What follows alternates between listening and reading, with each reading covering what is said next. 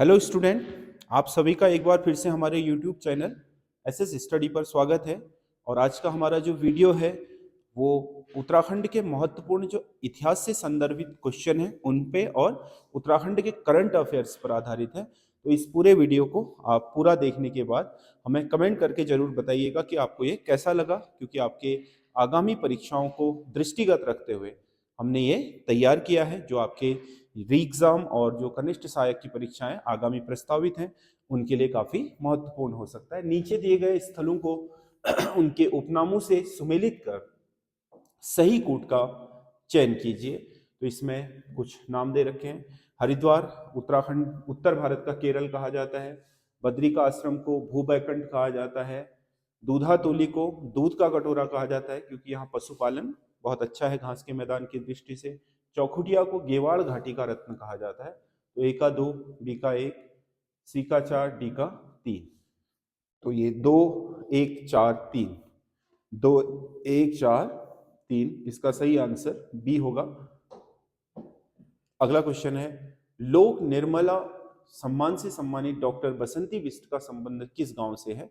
बसंती बिष्ट उत्तराखंड की प्रमुख लोक गायिका है और ये लुवानी गांव से संबंधित है। चमोली के लुवानी गांव। बसंती बिष्ट को 2017 में पद्म श्री भी सम्मानित किया जा चुका है। लुवानी गांव चमोली जनपद में स्थित है। बाकी मथोली गांव उत्तरकाशी में है जिसे बौरी विलेज घोषित किया गया है, और जखोल गांव भी उत्तरकाशी में है जो मोरी ब्लॉक में है। जखोल जो अपने कौरव पूजा यानी कि उनके लिए जाना जाता है, जिसे हम कौरव या फिर दुर्योधन पूजा बोलते हैं। 8वां राष्ट्रीय पोषण माह 2025 की थीम क्या है? राष्ट्रीय पोषण माह 2025 की थीम है स्वस्थ नारी सशक्त परिवार।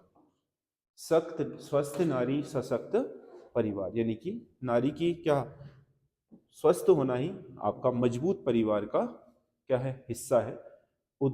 इसका उद्घाटन नरेंद्र मोदी द्वारा 17 सितंबर 2025 को देहरादून में किया। यह महिला एवं बाल विकास मंत्रालय के अधीन है। इसका मुख्य उद्देश्य महिलाओं और बच्चों के स्वास्थ्य और पोषण को बेहतर बनाने के लिए वोकल फॉर लोकल की शुरुआत करना है। इसमें आपके भोज्य पदार्थ भी लोकल के ही दिए जाएंगे जो खास आपके पोषक तत्वों से भरपूर है। कुमाऊं क्षेत्र में गोरखा सुब्बा तथा उनके कार्यकाल के संदर्भ में नीचे दी गई सूची 1 को सूची 2 के साथ सुमेलित कीजिए तथा कूट की सहायता से सही विकल्प का चयन कीजिए। तो इसमें आपके गोरखा जो हमारे, क्योंकि आपको पता है गोरखा शासन यहाँ पर कोई राजा घोषित नहीं करा, वो नेपाल में ही राजा होता था, जो उसी से रण बहादुर शाह उसी के अधीन ये एक प्रांत बना दिया गया था। और इस प्रांत को एक फौजी सूबेदार, क्योंकि यहाँ सैन्य शासन था गोरखों का, जो फौजी सूबेदार इसे देखता था उसे सुब्बा या सूबेदार बोलते थे। तो उत्तराखंड गोरखा शासन में सूबेदारों के अधीन रहा, जो सीधे रिपोर्ट करता था काठमांडू में रण बहादुर शाह, वो जो उनका गोरखा शासक हुआ करता था। तो इसमें जो काजी नरसाही है, काजी नरसाही का कार्यकाल है 1793 से 94। उसके बाद अजब सिंह ख्वास का कार्यकाल है 94 से 95। उसके बाद अमर सिंह थापा का कार्यकाल है 1795 से 96। और बमसा जिसे बड़ा बमसा बोलते थे उसका 97 से 99। तो इसका सही आंसर है ए का 2, बी का 4, सी का 3 और डी का 1। 2 4 3 1, 2 4 3 1, तो इसका सी वाला सही आंसर है। अगला क्वेश्चन है, तृतीय भैरवदत्त धूलिया पुरस्कार 2025 के संबंध में निम्नलिखित कथनों पर विचार कीजिए और सही उत्तर का चयन कीजिए। भैरवदत्त धूलिया उत्तराखंड के जाने माने पत्रकार रहे थे। कर्मभूमि जो समाचार पत्र थे उससे जुड़े हुए थे और उन्हीं के नाम से यह पुरस्कार दिया जाता है। 2025 में यह पुरस्कार वरिष्ठ पत्रकार रमेश पहाड़ी को प्रदान किया गया है। सही है। अनिकेत समाचार पत्र का संपादन इनके द्वारा किया जाता है। रमेश पहाड़ी का जो समाचार पत्र है उसका नाम अनिकेत है। यह पुरस्कार 18 मई 2025 को कोटद्वार पौड़ी में गढ़वाल में प्रदान किए गए। ये भी सही है। तो इसके 3 के 3 सही हैं, 3 के 3 सही हैं। भैरव दत्त धूलिया जो पत्रकारिता पुरस्कार है राज्य का, इसमें यह पुरस्कार प्रतिवर्ष कर्मभूमि फाउंडेशन द्वारा स्वतंत्रता संग्राम सेनानी भैरव दत्त धूलिया की स्मृति में दिया जाता है। देवेंद्र प्रसाद को India book of world record 2025 में सम्मानित किस लिए किया गया, यानी कि सम्मिलित किस लिए किया गया?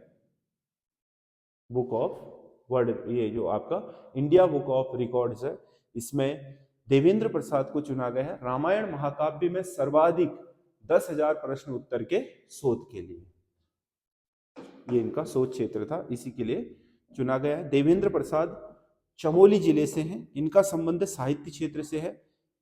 इस सम्मान को प्रदान करने का मुख्य उद्देश्य साहित्य और शोध के क्षेत्र में योगदान को पहचान देना है। गोरखाकालीन कर नीति के संदर्भ में निम्नलिखित में से क्या सही नहीं है? तिमारी, तिमारी भूमिहीनों से लिया जाने वाला कर नहीं, भूमिहीनों से लिया जाने वाला कर नहीं था तिमारी। सायर कर एक प्रकार का सीमा और चुंगी कर था, हाँ सायर कर सीमा और चुंगियों पर। सोनिया फागुन ये गोरखों के उत्सवों का खर्च के लिए कर देना होता था। 2 और 3 सही है, इसमें 1 सही नहीं है, तो इसका क्या सही नहीं है पूछ रहे हैं सर? ये दोनों तो सही है, क्या सही नहीं है पूछ रहा है, तो क्या सही नहीं है? 1 सही नहीं होगा इसका, तो इसका आंसर डी होगा। थोड़ा ऐसे भी ध्यान रखना पड़ता है, कई बार ऐसे भी गलती हो जाती है क्वेश्चन पेपर में। ईसाई धर्म की शिक्षा लेने वाला प्रथम गढ़वाली व्यक्ति कौन था? प्रथम गढ़वाली व्यक्ति था ईसाई धर्म की शिक्षा लेने वाला ख्याली राम ओड़, ख्याली राम ओड़, तो इसका ए सही है। अगला, टिहरी राज्य आंदोलन के संबंध में निम्नलिखित कथनों पर विचार करें और कूट से सही उत्तर का चयन करें। 1935 में सकलाना पट्टी के उनियाल गांव में सत्य प्रकाश रतूड़ी ने बाल सभा की स्थापना की थी, बिल्कुल सही है, टिहरी राज्य आंदोलन से है। जनवरी 1939 को देहरादून के चक्कूवाला मोहल्ले में श्यामचंद्र नेगी के मकान में टिहरी राज्य प्रजामंडलम की स्थापना हुई थी, ये भी सही है। टिहरी राज्य प्रजामंडलम का मुख्य उद्देश्य महाराजा के अधीन उत्तरदायी शासन की स्थापना करना था, ये भी सही है। 3 की 3, पूर्ण स्वतंत्रता नहीं चाह रहे थे बल्कि उत्तरदायी शासन की मांग कर रहे थे, ताकि जो आपके क्या है वहां का प्रशासनिक अमला था जो मनमानी पर उतर आया था निरंकुश शाही पर, उससे टिहरी की जनता को मुक्त कराना था। राजा के प्रति बहुत आपके बैर भाव टिहरी की जनता में नहीं था, इसलिए उसके बाद भी लोकतंत्र स्थापित हो जाने के बाद टिहरी में 18 लोकसभाओं में से 13 लोकसभा इन्होंने ही जीती हैं। 8 बार आपके मानवेंद्र शाह रहे, 1 बार कमलेंदुमती शाह, 9 और 4 बार माला राज्य लक्ष्मी शाह हो गई है, तो 13 बार 18 लोकसभा में से टिहरी सीट इनको ही दी गई है। जैव विविधता और जैविक विकास कृषि को बढ़ावा देने के उद्देश्य से नवधान्य, नवधान्य मतलब नए आपके जो अनाज हैं उनके लिए आंदोलन किसने शुरू करा है? वंदना शिवा ने किया है। जैव विविधता और जैविक कृषि मतलब जो पुरानी परंपराओं पर आधारित क्या थे कृषि का तरीका था उनमें, ताकि जैव विविधता को बढ़ावा दिया जा सके।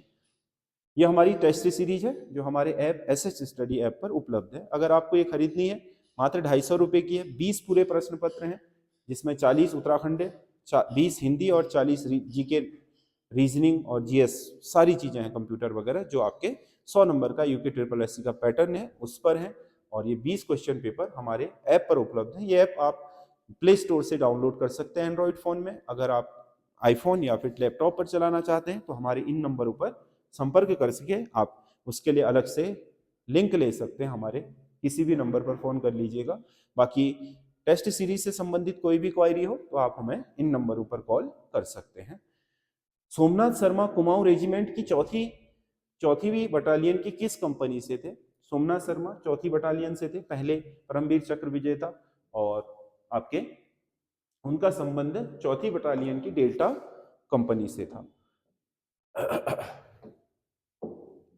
अगला क्वेश्चन है, शिवालिक पर्वत श्रेणी के संदर्भ में शिवालिक का शब्द का अर्थ क्या है? शिव की अलग, यानी कि शिव की भौं है, इसका अर्थ है शिव की भौं है। अगला है, 14 मई 1804 को खुड़गुड़ा के युद्ध में कौन सा शासक वीरगति को प्राप्त हुआ था?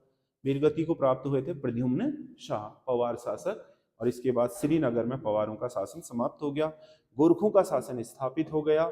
और फिर 11 वर्षों के बाद दोबारा से जब गोरखे गए यहाँ से, तो प्रद्युम्न शाह के जो बेटे थे सुदर्शन शाह, उन्हें श्रीनगर नहीं मिला, पौड़ी क्योंकि अंग्रेजों ने ले लिया था, इन्हें टिहरी वाला क्षेत्र मिला जिसमें टिहरी रियासत की स्थापना हुई। प्रशासनिक सुविधा की दृष्टि से पवार राज्य निम्नलिखित में से विभक्त था।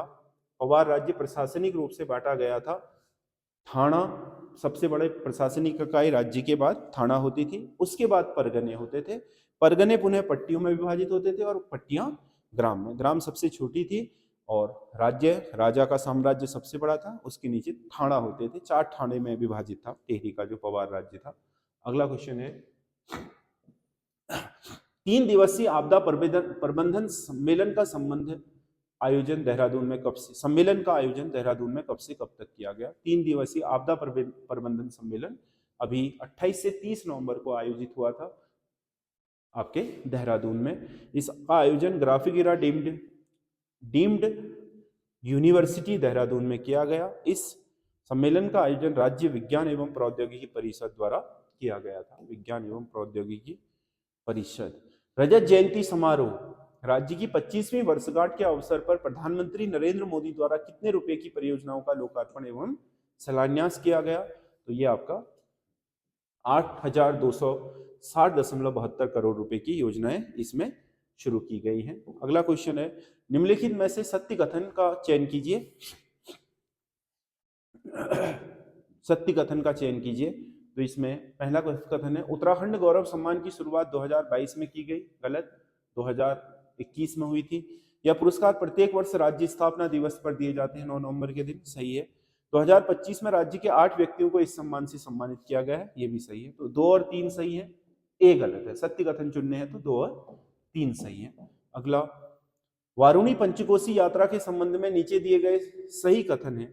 यह यात्रा 15 किलोमीटर की यात्रा है। वारुणी पंचकोसी यात्रा उत्तरकाशी में वरुणावत पर्वत की यात्रा होती है।